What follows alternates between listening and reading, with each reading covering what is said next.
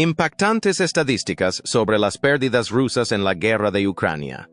Bienvenidos a una profunda inmersión en uno de los conflictos más escudriñados de nuestro tiempo, la guerra de Ucrania. Aunque la cobertura mediática se centra a menudo en los titulares, las estadísticas subyacentes cuentan una historia mucho más inquietante. ¿Qué patrones ocultos se esconden bajo la superficie y qué pueden revelar estas cifras sobre el futuro de esta devastadora guerra? Acompáñenos mientras nuestros expertos militares desvelan datos impactantes que podrían cambiar nuestra comprensión de esta crisis en curso. Las pérdidas causadas por la guerra. La guerra ilegal de Rusia en Ucrania ha provocado una devastación a una escala inimaginable. La violencia es asombrosa, pero las cifras cuentan una historia que las palabras por sí solas no pueden contar. 1.200 kilómetros de la línea del frente. 150.000 hogares reducidos a escombros. Ciudades enteras fueron arrasadas. ¿Y el coste? El Banco Mundial calcula que se necesitará más de $500 millones para reconstruir lo que se ha perdido. Mientras ambos bandos se atrincheran, esta guerra se ha convertido en una agotadora batalla de desgaste sin final a la vista. El día a día avanza sin respuestas fáciles, solo con más destrucción. En el vídeo de hoy, nos sumergimos en los datos concretos que revelan el verdadero alcance de este conflicto. Desde las cambiantes líneas de batalla hasta la asombrosa crisis humanitaria. Estas estadísticas no son solo números, son la clave para entender el impacto actual de la guerra y lo que podría venir después. Tanto si está aquí para aprender sobre estrategia militar como para comprender el coste humano. Este análisis le proporcionará la información que necesita. Entremos en materia. Hace 2 años y medio, las fuerzas rusas sorprendieron al mundo al lanzar Vladimir Putin una invasión a gran escala de Ucrania. Uno de sus principales objetivos era la rápida toma de Kiev, la capital de Ucrania, en un intento de desestabilizar y derrocar al gobierno ucraniano. Atravesando Bielorrusia, la vanguardia de una fuerza combinada de 360.000 soldados rusos convergió sobre Kiev desde el oeste y el noreste. A pesar de los avances iniciales en el cerco de los suburbios de Kiev, las fuerzas ucranianas se mantuvieron firmes, empleando tácticas de guerrilla, defensas fortificadas y el uso eficaz de armas antitanque para frenar a su enemigo. Demasiado confiado. El avance ruso no tardó en estancarse. Los problemas logísticos. La subestimación de la determinación ucraniana y los eficaces contraataques ucranianos obligaron a las tropas rusas a retirarse a principios de abril de 2022, lo que supuso un importante fracaso en la estrategia rusa de decapitar al régimen de Zelensky en la fase inicial de la guerra. Desde entonces, la guerra se ha convertido en una lucha prolongada y agotadora. A medida que Rusia reorientaba sus esfuerzos militares hacia la región oriental de Donbass y la costa meridional, el conflicto se ha ido caracterizando por intensos y sostenidos duelos de artillería, guerra de trincheras y ganancias territoriales graduales por ambas partes. Los avances se miden en metros, no en kilómetros. El ejército ruso, incapaz de alcanzar sus objetivos iniciales, recurrió a bombardeos incesantes y tácticas de agotamiento, con el fin de desgastar a las fuerzas ucranianas y la infraestructura civil.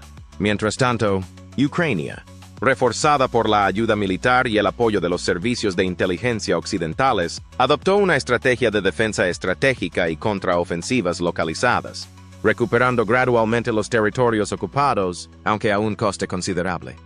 Ucrania sabía que tendría dificultades desde el principio. Su campaña se desarrollaría a una escala que el mundo no había visto desde la Segunda Guerra Mundial. Las Fuerzas Armadas ucranianas se enfrentaban a un enemigo con una población 4 veces mayor que la suya, una supuesta superpotencia, con 5 veces más vehículos blindados de combate, más de 160.000, frente a los 22.110 de Ucrania. 3 veces más piezas de artillería, 4.397 frente a 1.639. 5 veces más sistemas de defensa antiaérea. 1.760 frente a 81 de Ucrania. Más de 10 veces más aviones y una armada, al menos comparativamente, que no tenía nada que envidiar a la de su patio trasero. Ucrania trabajó duro desde la toma rusa inicial de Crimea en 2014 para modernizar su ejército. Optó por moldearlo a imagen y semejanza de Occidente, con una reserva entrenada y unidades de combate abastecidas por Occidente que, de forma consciente y gradual, desecharon las doctrinas soviéticas tradicionales. Desde 2021, Ucrania ha adaptado sus filas militares a los estándares de la OTAN. Los soldados ucranianos utilizan el SIR, con la adición de un rango militar, en lugar del más tradicional de camarada. Entrena a sus fuerzas para operar en brigadas autónomas, cada una capaz de resolver problemas en su área de responsabilidad.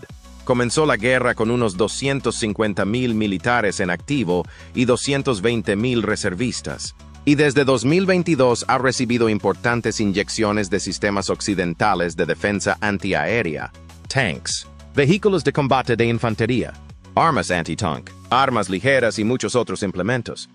La cantidad total de ayuda occidental, tanto prometida como donada, se acerca hoy rápidamente a los 400,000 millones de dólares, más sobre esto más adelante. ¿Cuál ha sido el desgaste de ambos bandos en casi 2 años y medio de conflicto? Las estimaciones varían. A finales de 2023, Rusia había perdido el equivalente al 90% de su fuerza invasora original. Esto significa que de una fuerza original de 360,000, 315,000 se han perdido o herido, con más de 70,000 fallecidos, al menos 45,000 de ellos solo en 2023. Algunos sugieren que el número de víctimas mortales podría ser al menos el doble. Los servicios de inteligencia estadounidenses, por ejemplo, afirman que hasta 120,000 soldados rusos han muerto, con 170,000 a 180,000 heridos, en comparación con casi 70,000 soldados ucranianos que han perdido la vida y 100,000 a 120,000 heridos. Otros sitúan las pérdidas de efectivos rusos en más de 500,000. Un reciente informe del Atlantic Council lo explicaba mejor. Para poner estas cifras en contexto, las pérdidas de Rusia en la reciente campaña de 4 meses por Avdiivka fueron mayores que las que sufrió la Unión Soviética en su guerra de una década en Afganistán. Solo en las 2 últimas semanas de julio de 2024 se registraron más de 2,000 nuevas bajas rusas, y lo más probable es que las cifras reales sean muy superiores. El 5 de agosto de 2024, Rusia perdió 1,180 soldados en un solo día, una disminución desde un máximo de 1,262 en mayo, cuando las fuerzas rusas estaban llevando a cabo operaciones de contraofensiva a lo largo del eje de Kharkiv. Estas pérdidas son, francamente, asombrosas, aunque las propias estadísticas sigan siendo volubles en el mejor de los casos. Las estimaciones de bajas durante las operaciones de combate en curso son notoriamente difíciles de calcular, ya que ambas partes censuran agresivamente sus datos. Sin embargo, si damos crédito a un informe reciente, en Rusia el número de obituarios está aumentando tan rápidamente que no dan abasto. En total, según una persona con información privilegiada, el aumento de las pérdidas de tropas rusas en los últimos meses ha sido mucho más significativo de lo esperado. Solo en el lado ruso, más de 3,600 oficiales han perdido la vida, cifra que incluye 424 con el rango de teniente coronel o superior. Esta estadística pone de relieve la naturaleza de la estructura militar que Rusia ha establecido, ya que los analistas del conflicto sugieren que también se han perdido aproximadamente 11,463 prisioneros en el frente oriental de Ucrania. Las pérdidas de material y equipos militares han sido algo más fáciles de rastrear, gracias al revolucionario aumento del uso de la inteligencia de fuente abierta, OSINT, un modo de análisis que utiliza una amplia gama de datos disponibles públicamente, imágenes de satélite, publicaciones en redes sociales, vídeos y otras huellas digitales para ofrecer una visión más inmediata y matizada del conflicto. Oryx, análisis de las pérdidas militares de Rusia en Ucrania. Oryx.com, un sitio web holandés de análisis de defensa de inteligencia de código abierto y grupo de investigación a menudo conocido simplemente como Oryx, ha sido uno de los mejores ejemplos de uso meticuloso de OSINT durante la guerra actual. Desde 2022, Oryx ha ganado prominencia por su lista exhaustiva e independientemente verificada de equipos militares destruidos, capturados y abandonados de ambos bandos del conflicto, hasta la fecha. Rusia ha perdido 17,300 vehículos individuales y otras piezas importantes de equipo militar. El desglose es bastante aleccionador si se compara con otros conflictos de escala similar. 3.309. De estas pérdidas documentadas son carros de combate rusos, de los cuales 2.264 han sido destruidos, otros 522 capturados, 367 abandonados y 156 dañados. Rusia también ha perdido 1.518 vehículos blindados, incluidos varios modelos de BMP, BTR y MTLB-VN, junto con 4.400 vehículos de combate de infantería. Los vehículos blindados de transporte de tropas destruidos, capturados y abandonados ascienden a 477. Se han perdido 271 vehículos de movilidad de infantería, 284 puestos de mando y estaciones de comunicaciones, 535 vehículos de ingeniería y logística, por no hablar de los 402 lanzacohetes múltiples, 394 remolcados y 802 piezas de artillería autopropulsadas destruidos o perdidos. Las defensas aéreas rusas también han sufrido un duro golpe, con 268 sistemas de misiles tierra-aire y docenas de costosos radares, inhibidores y sistemas de engaño retirados del campo de batalla por las fuerzas ucranianas. Ucrania, que sufrió importantes pérdidas en su fuerza aérea en las primeras fases de la guerra, ha sido capaz de negar a Rusia la superioridad aérea al eliminar 122 aviones y 140 helicópteros de las listas rusas. Ha sido un logro asombroso si se tiene en cuenta que en marzo de 2023, toda la flota de cazas ucraniana se había reducido a tan solo 69 aviones, apenas más de 3 escuadrones de cazas según los estándares de la OTAN. Las pérdidas rusas en el mar han sido aún más llamativas porque Ucrania ha estado operando con una flota naval muy reducida desde los primeros días del país, es decir, carecía de una armada de la que hablar. El hecho de que Rusia haya perdido 26 buques y submarinos hasta la fecha, la mayoría de ellos a manos de drones navales de fabricación nacional, vehículos aéreos no tripulados y sistemas de misiles tácticos del ejército de largo alcance proporcionados por Estados Unidos, o ATACMS, contradice el hecho de que este número haya sido lo suficientemente significativo como para paralizar la otrora cacareada flota rusa del Mar Negro. A partir del verano de 2024, los ataques con misiles ucranianos han obligado a Rusia a retirar toda su flota de sus bases en Sebastopol. Las matemáticas de la guerra en el mar son reveladoras. Por lo general, pero dependiendo del contrato, cada misil ATACMS tiene un precio elevado de alrededor de $1,3 millones y posee un alcance aproximado de 305 kilómetros. Los misiles Storm Shadow, de fabricación británica, tienen un alcance aún mayor y son el doble de caros. Anteriormente, Ucrania afirmó haber dañado gravemente uno de los submarinos rusos de la clase Kilo en el Mar Negro utilizando un misil Storm Shadow. Más recientemente, afirmó haber hundido un submarino de la clase Kilo utilizando un misil ATACMS, el submarino Rostov-on-Don. Por ejemplo, una inversión de $300 millones fue así eliminado por un arma de una 300ava parte de su precio. Ucrania también está utilizando estas armas para destruir depósitos de petróleo, instalaciones portuarias, buques de desembarco anfibio en los muelles y otras inversiones. Pérdidas que, en la práctica, han dejado funcionalmente inactivas las perspectivas navales de Rusia en un futuro previsible. La asimetría financiera de la guerra naval ucraniana puede verse como una guerra de drones en toda regla, tal y como ha evolucionado a lo largo del conflicto. A medida que avanzaba la guerra, la tecnología de los drones, inteligente y de bajo coste, ha permitido a Ucrania contrarrestar algunas de sus desventajas más acuciantes. La de la mano de obra y la de su dañada base militar industrial. Por ejemplo, esta es una guerra de drones, señaló un asesor político ucraniano. Funcionan como una ventaja significativa en la guerra.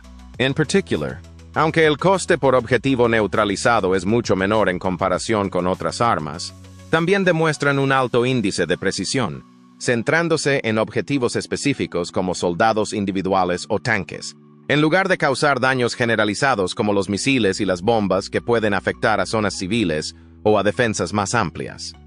Tras haber sido utilizados para atacar desde soldados rusos encogidos en cascos quemados de tanques destruidos hasta el Kremlin y todo lo demás, los drones tanto de fabricación casera como comercial. Ofrecen una alternativa viable a sistemas militares mucho más caros y tecnológicamente sofisticados como aviones de combate, tanques y artillería. La revolución de los drones en el conflicto de Ucrania. Por el precio de un solo caza F-35, se pueden comprar 55,000 drones. DJI Mavic 3 de fabricación china, el modelo elegido actualmente por las fuerzas rusas y ucranianas. A $2,000 la pieza, no importa si se rompen o no. Son fáciles de mantener y aún más fáciles de manipular con todo tipo de municiones. Incluso si solo una quinta parte de estos aviones no tripulados alcanzan sus objetivos previstos. Eso podría dar lugar a 10,000 neutralizaciones confirmadas. Todo ello al coste de un solo F-35. Hoy en día, los drones se han convertido en un elemento estratégico y ofensivo esencial de la guerra. Ambos bandos emplean compañías de drones de asalto hasta el nivel de brigada. El tamaño de los drones en Ucrania varía de 12 centímetros a drones con una envergadura de más de 15 metros. Los cuadricópteros y otros drones de rotor son los más comunes, y los sistemas armados de mayor tamaño, como el Bayraktar TB2 de fabricación turca, causaron daños significativos en las primeras fases del conflicto antes de que los sistemas de guerra electrónica rusos desarrollaran defensas lo suficientemente robustas como para derribarlos. Ucrania afirma que está perdiendo 10,000 drones al mes. Sin embargo, a principios de 2024, hasta 200 empresas independientes estaban produciendo drones baratos en todo el país para compensar estas pérdidas. La producción nacional es 100 veces superior a la del primer año de la guerra, y las autoridades ucranianas se han fijado el objetivo de producir 1 millón de drones en el año natural 2024, aproximadamente el doble de la cantidad de proyectiles de artillería suministrados por toda la Unión Europea en el mismo periodo. Recientemente, una coalición de 10 países prometió suministrar otro millón de drones a Ucrania antes de febrero de 2025. Por su parte, Rusia se ha comprometido a producir 2 millones de drones en 2024, importando miles de Shaheeds y otros drones de Irán. Actualmente produce más de 100,000 drones al mes. Con la introducción de drones autónomos dotados de inteligencia artificial que ya se han visto en el campo de batalla de Ucrania, se espera que el potencial de los drones crezca exponencialmente en un futuro próximo. Enjambres enteros de aviones no tripulados pueden ser manejados por unos pocos operadores. Y puesto que estos aviones no tripulados pueden navegar de forma independiente después de seleccionar un objetivo, las contramedidas electrónicas que interrumpen la comunicación entre el avión no tripulado y sus operadores son inútiles. Apoyo occidental en el conflicto de Ucrania. ¿Y qué ha ganado Rusia en más de 2 años y medio de llevar a cabo la operación militar especial de Putin?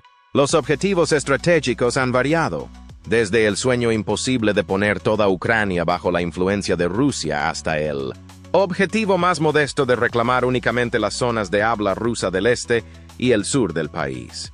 Tras 2 inviernos brutales y cientos de miles de bajas en ambos bandos, a finales de 2023, Rusia reclamaba el 18% del territorio ucraniano, frente al 7% en vísperas de la guerra y el 27% inmediatamente después de la invasión.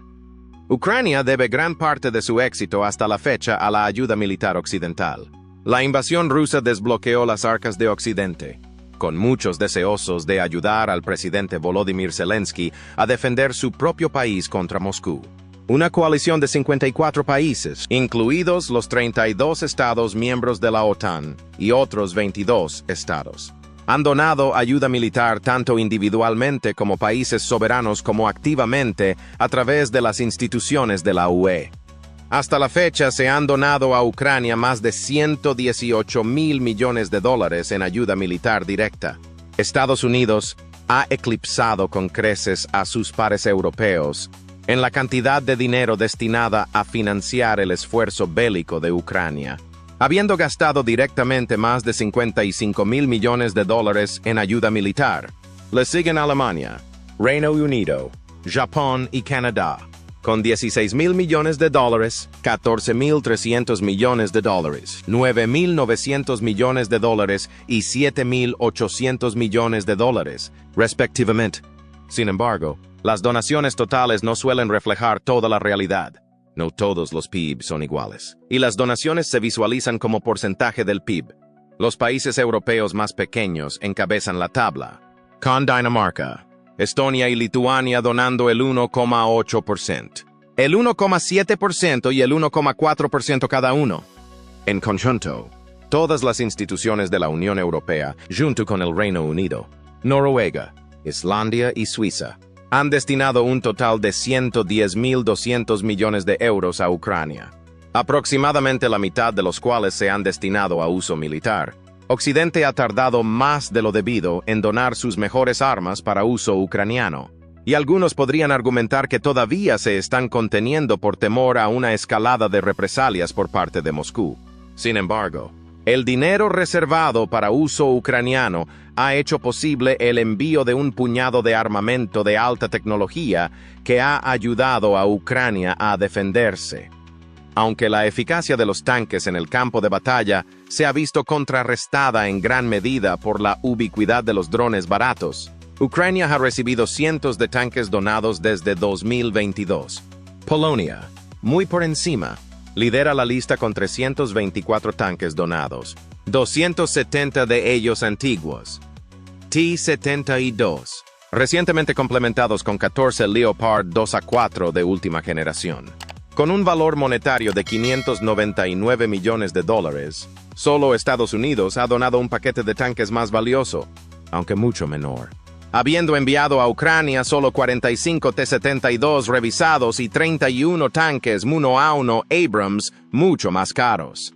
Holanda ocupa el segundo lugar en total de tanques donados, con 104, 37 de los cuales son antiguos Leopard 1A5 y 7 Leopard 2A4. Alemania solo ha donado 18 Leopard 2. Estos, sin embargo, son del modelo posterior A6. El Reino Unido donó solo 14 Challenger 2. Mucho más significativa fue la donación por parte de Estados Unidos de 352 vehículos de combate de infantería M2 Bradley, IFV, instrumentos de combate por un valor monetario que eclipsa los 630. Y $4 millones gastados en tanques en $30 millones más. Los Países Bajos ocupan el segundo lugar detrás de los EU en IFV donados, habiendo donado 269 WIPR 765. Alemania, en tercer lugar, envió 140 IFV Marder, con la República Checa, Dinamarca y Grecia detrás, habiendo enviado varios cientos de versiones del antiguo BMP de estilo soviético. Debido a su capacidad para suprimir posiciones fortificadas, desplazarse con rapidez y transportar y evacuar al campo de batalla a escuadrones enteros. Los IFV, mucho más que los tanques, han demostrado su valía en el atolladero de desgaste que es hoy el campo de batalla. Una de las armas más valiosas de la guerra es la venerable pieza de artillería. Algunos analistas estiman que hasta el 80% de todas las bajas en Ucrania han sido causadas por la artillería. Actualmente, Ucrania necesita 75,000 proyectiles de artillería al mes para mantener su línea del frente activa, es decir, entre 2,000 y 3,000 proyectiles al día. Puede que no parezca mucho, pero lo es.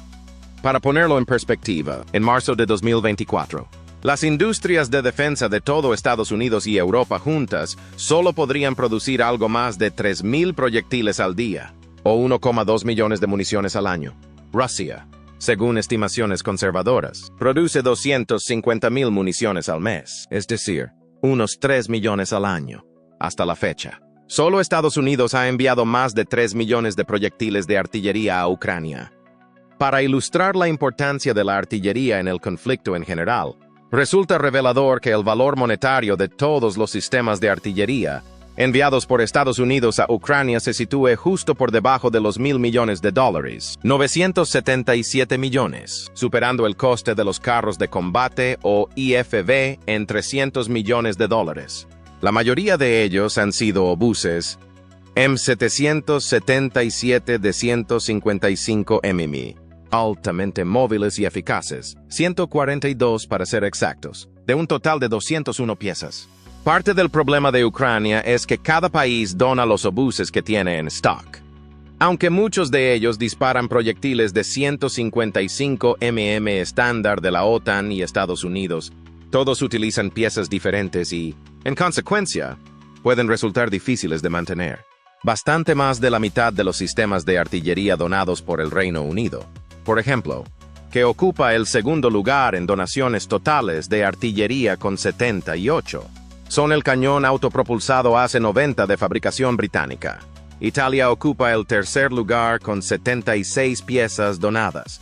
Varios cañones FH-70 están siendo utilizados por naciones europeas, árabes y asiáticas. Estonia, en particular, donó todo su inventario de cañones FH-70. Dinamarca y Francia donaron 61 cañones Caesar. Suecia envió 8 de sus famosos obuses Archer. Alemania y Holanda enviaron 40 PCIA 2000. 36 RCA-155 y otros. Esto solo araña la superficie.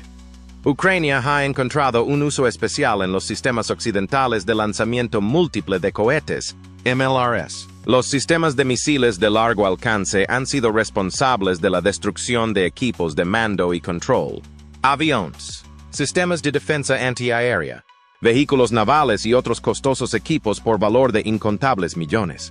Estados Unidos envió 39 de sus afamados sistemas HIMARS por un valor monetario de $588 millones. La República Checa donó una docena de RM-70 más antiguos, mientras que Noruega envió 11 M270, Alemania, 8 sistemas, Mars 2 y HIMARS, y el Reino Unido. Francia y Italia enviaron 6, 4 y 2 sistemas, M270 cada uno, respectivamente. Aunque Alemania parece haberse quedado rezagada en sus donaciones de material militar en comparación con otros países, especialmente en relación con su PIB, ha liderado el camino, superando con creces incluso a Estados Unidos, en un área crucial, la defensa aérea. Alemania por sí sola ha donado más de $4,000 millones en defensa antiaérea repartidos en 26 sistemas de armas. Entre ellos figuran 24 sistemas Iris-T SLM y 2 sistemas Patriot. La República Checa y Estados Unidos han enviado 16 sistemas de defensa antiaérea cada uno, aunque no son iguales. Mientras que Estados Unidos solo ha enviado un sistema Patriot, envió 3 NASAM y 2 sistemas Hawk, 6 de estos últimos donados también por España. A merced de los misiles de crucero de largo alcance, los drones y las bombas planeadoras de Rusia, los civiles ucranianos dependen de estas defensas aéreas para mitigar los daños colaterales y defenderse a diario. En el aire, Ucrania está actualmente en vías de recibir 95 cazas monoplaza F-16A y F-16B de 2 plazas de Bélgica, Dinamarca, Noruega y Holanda, aunque algunos sitúan la cifra más cerca de entre 60 y 80. El coste de la guerra. Muchos expertos afirman que este número apenas hará mella en la guerra en curso, aunque proporcionará a Ucrania mejores medios para reforzar sus defensas aéreas y una vía más sólida, para integrar algún día sus fuerzas armadas en el ecosistema económico y de defensa estadounidense y europeo. Según un reciente informe del CIESIS, harían falta unos 12 escuadrones de cazas para conseguir el apoyo aéreo necesario para la guerra sobre el terreno, con 4 escuadrones responsables principalmente de cada una de las misiones principales. Supresión de la defensa aérea enemiga. Interdicción aérea y contraaérea defensiva. ¿Cuántos cazas son? 216 F-16, 18 por escuadrón. Será difícil para Ucrania mantener, por no hablar de abastecer y controlar, una fuerza aérea de ese tamaño con su base industrial de defensa. La mayoría de las cadenas de suministro utilizadas para reparar, reconstituir y mantener sus unidades aéreas se remontan a la antigua Unión Soviética y ya no existen, o están ahora bajo control ruso. Sin embargo, la entrega de los F-16 occidentales supone un importante comienzo en el proceso de recuperar un mínimo de control aéreo en esta larga guerra de desgaste. Cuanto más se integre Ucrania en las cadenas de suministro de Estados Unidos y la OTAN, más fácil le resultará mantener sus esfuerzos a largo plazo. Según el Pentágono, 2 años de guerra no le han salido baratos a Rusia. Ya hemos hablado de los costes humanos, pero ¿qué hay del impacto económico? En febrero de 2024, 2 años de operaciones militares infligieron $152.000 millones en daños directos a Ucrania, pero le costaron a Moscú $210.000 millones en el proceso. Como parte de la sanción económica, Rusia también perdió $10.000 millones en ventas de armas en pausa. Muchos han afirmado que Rusia, tras haber revisado toda su economía para ponerla en pie de guerra, podrá superar fácilmente a Ucrania en una guerra de desgaste. Con la pausa del Congreso en la ayuda estadounidense a principios de este año, era difícil argumentar lo contrario. Las fuerzas ucranianas luchaban por mantenerlos efectivos, la moral y los suministros sobre el terreno a medida que se intensificaban las ofensivas rusas. Sin embargo, las cifras en Rusia también cuentan una historia reveladora. 2 años y medio después de que Putin lanzara su invasión a gran escala, los costes humanitarios y económicos han sido exorbitantes.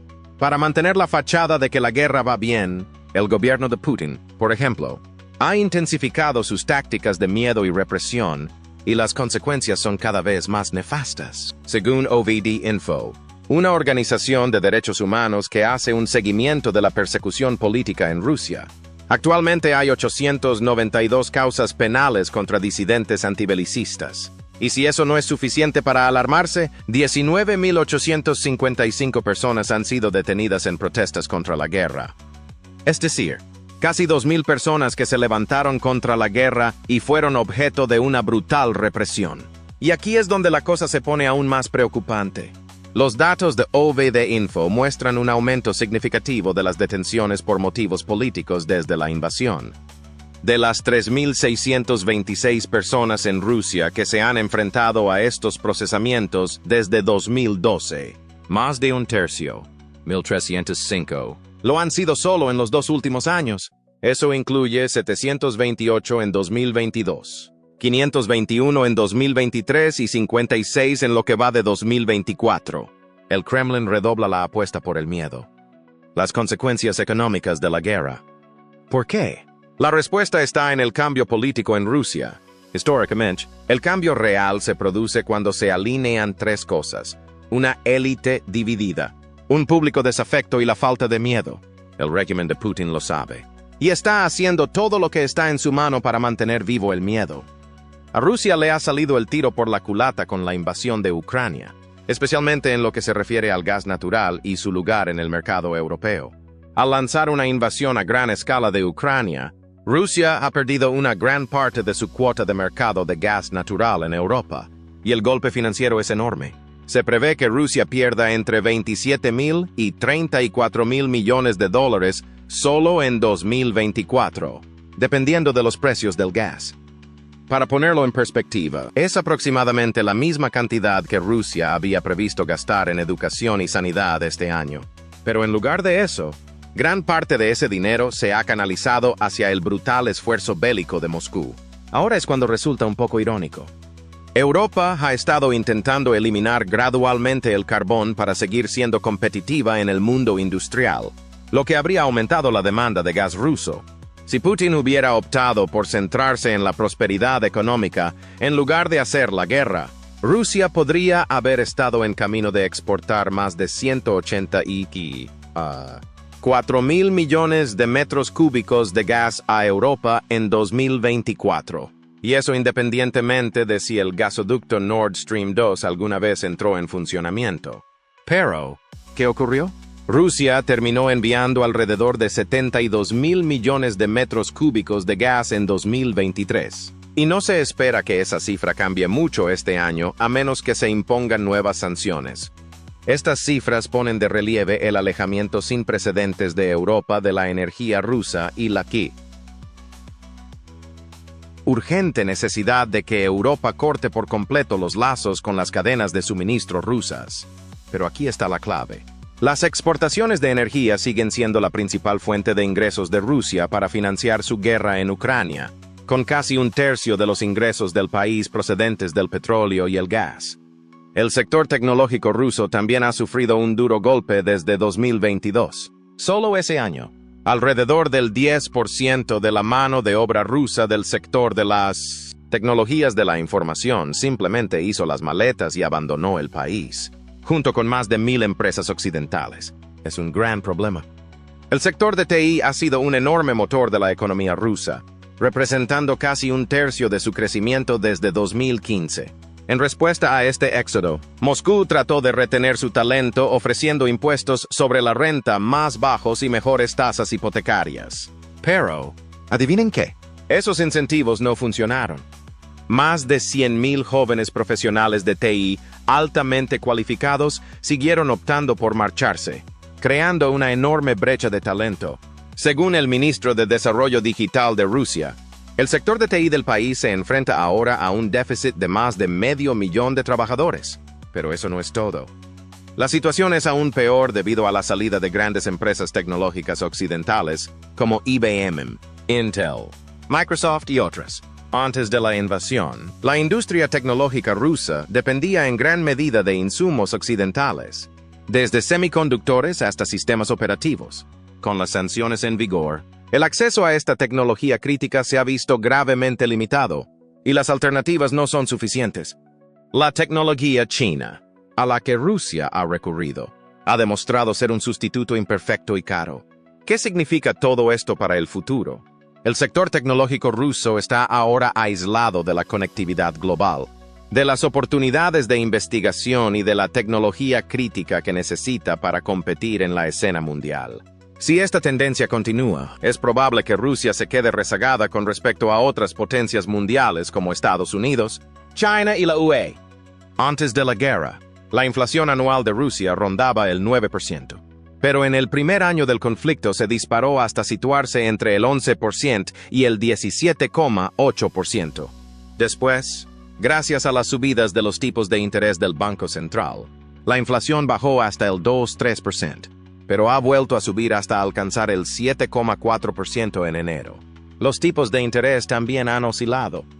El Banco Central bajó los tipos del 20% al 7,5% entre marzo y septiembre de 2022, pero tuvo que volver a subirlos al 18% en julio de 2024 para controlar la inflación. El riesgo financiero de Rusia también se ha disparado.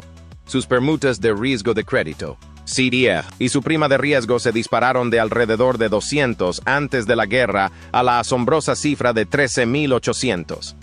Más allá del gasto militar, la economía rusa está sufriendo la presión de las sanciones occidentales. La UE ha impuesto su 13º paquete de sanciones y más de 320,000 millones de dólares de las reservas de los bancos centrales rusos están congelados por Bruselas, el G7 y Australia. Además, el 70% de los activos bancarios rusos y más de 20,000 millones de euros en activos pertenecientes a más de 500 personas y entidades están sujetos a sanciones. Las exportaciones rusas han sufrido un duro golpe. El año pasado cayeron un 28%, hasta 425,100 millones de dólares. Y las exportaciones a Europa se desplomaron un 68%. Las importaciones se han mantenido relativamente estables, pero el panorama general es desolador. Desde que comenzó la guerra, innumerables empresas se han retirado de Rusia, poniendo fin a sus operaciones, inversiones y asociaciones, mientras que muchos países y sectores han impuesto sanciones o suspensiones. Mientras tanto, el presupuesto de defensa de Rusia sigue creciendo, representando el 23% del presupuesto total del gobierno en 2023, frente al 21% en 2022 y el 20% en 2021. Hay otras cifras alarmantes. Se trata, por ejemplo, de los 685 sospechosos actuales identificados por la Fiscalía General de Ucrania como instigadores de guerra y propagandistas del Kremlin. En conjunto, la oficina también ha registrado 125,698 crímenes de agresión y de guerra. Son juicios contra solo 238 militares. Rusia ha infligido un tributo extremadamente desproporcionado y asombroso a los civiles ucranianos atrapados en el fuego cruzado de la guerra. Un reciente informe del Comité Internacional de Rescate, IRC, calcula que 4,6 millones de ucranianos necesitan ayuda humanitaria este año, de los cuales 3,7 millones son desplazados internos. El informe también destaca los más de 4.000 ataques a centros educativos, 1.300 a centros sanitarios y la destrucción de más de 1,5 millones de viviendas. La ONU ha actualizado su previsión de los costes de reconstrucción, recuperación de Ucrania hasta unos 486.000 millones de dólares, frente a los 411.000 millones del año pasado. Y eso es solo la punta del iceberg. Una zona del tamaño de Rumanía está ahora sembrada de minas terrestres, y la explosión de la presa meridional de Novokuznetskoye en junio dejó sin riego 600.000 hectáreas de tierra cultivable. El Centro de Estrategia Económica, CES, con sede en Kiev, informa de que las tasas de desempleo en Ucrania se dispararon del 10% antes de la guerra a más del 30% durante el conflicto, antes de establecerse en el 17% actual. La inseguridad alimentaria también ha sido motivo de gran preocupación, y en su punto álgido el hambre llegó a afectar al 30% de la población. El comercio también ha sufrido un duro golpe. Antes de la guerra, las exportaciones y las importaciones estaban aproximadamente equilibradas en $7.500 millones cada una en enero de 2022. Pero la balanza comercial cayó en picado hasta situarse en $3.700 millones en diciembre. Las exportaciones de cereales sufrieron especialmente, aunque casi recuperaron los niveles anteriores a la guerra gracias al Acuerdo de Cereales del Mar Negro, negociado por Turquía y la ONU, hasta que Rusia se retiró en julio de 2023. La inflación en Ucrania ha sido salvaje, pasando del 10% en enero de 2022 al 26,6% en octubre de 2022, antes de caer al 4,7% en la actualidad. La economía, tras contraerse masivamente en 2022, mostró signos de recuperación en 2023, con un crecimiento positivo del PIB en el segundo trimestre y más allá. De cara al futuro, Ucrania necesitará $15.000 millones solo para la reconstrucción y recuperación inmediatas en 2024, según el Banco Mundial.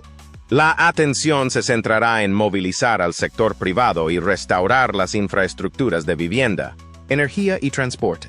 Desde el comienzo de la guerra, los daños directos ascienden ya a casi $152.000 millones, y los sectores más afectados son la vivienda, el transporte, el comercio, la energía y la agricultura. Como hemos visto, el conflicto ha tenido efectos devastadores, no solo en términos de vidas humanas, sino también en las economías, las infraestructuras y la estabilidad futura tanto de Ucrania como de Rusia. Las cifras cuentan una cruda historia de destrucción, resistencia y consecuencias de largo alcance de la guerra. Pero estas estadísticas son algo más que cifras. Representan a personas, comunidades y naciones reales que se enfrentan a retos sin precedentes. A medida que la guerra continúa, es crucial mantenerse informado y comprender las implicaciones más amplias de lo que está sucediendo sobre el terreno. Gracias por ver este video. Si te ha resultado útil, no olvides darle a me gusta, compartirlo y suscribirte para recibir más análisis en profundidad de los acontecimientos mundiales. En conclusión, las asombrosas estadísticas sobre las pérdidas rusas en la guerra de Ucrania dibujan un sombrío panorama del balance del conflicto. Como revela nuestro análisis, las cifras no solo ponen de relieve las repercusiones inmediatas en los recursos militares, sino que también sugieren implicaciones más amplias para el futuro tanto de Rusia como de Ucrania. Al profundizar en estas cifras, obtenemos una visión crítica de la evolución de la dinámica de esta guerra devastadora, lo que subraya la necesidad urgente de una atención y una acción continuas para hacer frente a esta crisis humanitaria. ¿Qué opina de estas conclusiones y cómo cree que pueden influir en el curso del conflicto en el futuro?